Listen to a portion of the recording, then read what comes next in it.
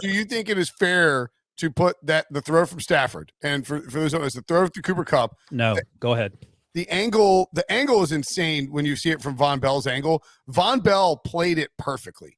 There's no other way he could have played it. Stafford pats the ball, sort of pump fakes like he's throwing the inside route. And it's like Groundhog Day. What? I can't get away from this freaking play. All because of you.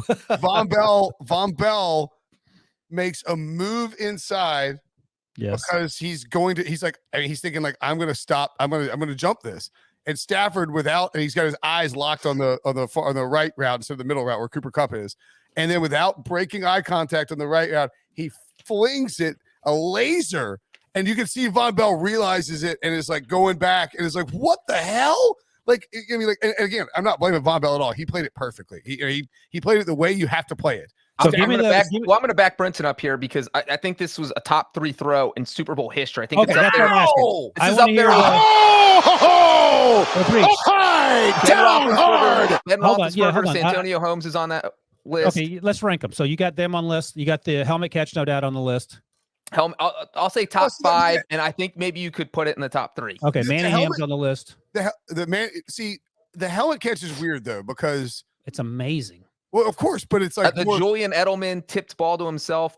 The Julio Jones losing the catch. There's a lot of great catches, but I think no. It's a top 5 throw, not catch. Correct. Throw. Because like the helmet top catch, 5 throw. The helmet catch is not a great throw. It's Eli under pressure. He threw it up. But yeah, Eli, there's a difference. Eli beat 7 guys twice.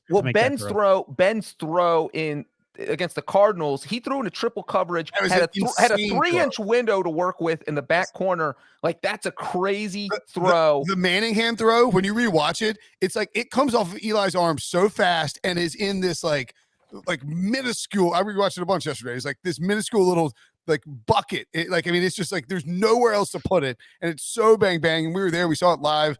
I think it's a top 5. I think Stafford's throw is a top 5 Super Bowl throw. No, I'll put it in top 5. Once you mentioned like top 1 or 2, I was like, okay, hold on a second. Well, and again, I think the distinction between throw and catch is really important here. Right. Like, I know Eli did a bunch of stuff to evade the rushers, but and he got the ball out, but it wasn't like, it was more of like a sort of a desperation heave.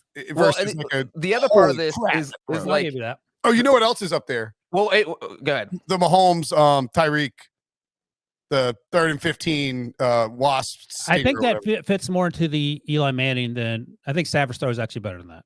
I think it's better than that too. Because Tyreek was wide ass open. Yeah. So exactly. Right. And so that was the other part. Is so the advantage of like sitting where I was at the game is because you have like a permanent all 22 view of everything that's happening, and you are zoned in when this play happens because it's near the end of the game. I'm paying close attention, and when Von Bell stutter stepped toward the other receiver to give Stafford that 3 inches he needed of extra air room to get the ball into Cooper Kupp, in my head, I saw it happen. I'm like, what the hell are you doing, Von? Like, why would you step away from Cooper Kupp? Because I couldn't see the no-look aspect of this from where I was sitting. Right. And then you see the replay, and you're like, oh, my God, that's just a brilliant throw. Von Bell, you can't be blamed at all. That's just like, that is just a brilliant play that you can't really defend because – So you saw the no-look aspect in the – Not to the replay. On the replay is what I'm saying. Like, it was because watching it live, I couldn't believe Von Bell fell for a throw to why he stuttered left away from Cooper Kupp. Right. And like, why would you do that? And it was clear because that's where he thought Stafford was throwing it. Somebody, there was like one random guy in my mentions or like in just on Twitter, like replying. He's like, it's a great throw, but it's not a no-look throw. It's like, he's not looking at the guy he threw to. It's a no. Well, I would like to know whether his head's pointed right and he's looking left. Because here's the thing. I don't know if Patrick Mahomes does that. You do one of these things where your eyes are rolled to where you're, but that's still impressive because you're throwing everybody. I get it, but here's what I was going to say. When Patrick Mahomes does it and misses guys that are wide open, then you're like, what are you doing? That's all. Well, yeah, but if Stafford doesn't look away, Von Bell doesn't stutter step, and he probably bats the ball down. If Stafford doesn't stare down the non-Cooper, was it Skoranek or was it I'm never sure if it was Skoranek or the tight end, whoever it was, if he doesn't stare him down, Von Bell doesn't take that little step. And there's also, like I said, I mentioned on, and there's no window because Bell only missed the ball by like 3 inches. And it was crazy close. And like, so Stafford does this he does a little like arm cock and pats the ball, and it was like, and now he's gonna throw it, and he does throw it, but Von Bell's like, okay, this guy, you know, he did the thing he does, you know, he's preparing to throw it, the ball's coming out, I'm gonna pick six this thing, and then credit again to Von Bell, Stafford whips it. And Bell is like, oh my God, that ball's going to my right, and is like almost back in time to get it, but there's just enough room. And Cooper Kupp's running into space. And the anticipation required to make that throw without looking in that stage with that as much time as there was left, knowing that this is the legacy drive. Like if Stafford doesn't get a touchdown on that drive, I mean, y'all are killing me. Y'all are killing him. It's like Stafford laid an egg in the Super Bowl. You know, two interception. The narrative would be that Stafford didn't like that. Stafford lost the Super Bowl if he didn't have that legacy defining drive. Well, if the Bengals score a touchdown and win 27-23, I think the narrative still Stafford lost in the Super Bowl and then Burrow won it. Yeah. So for sure.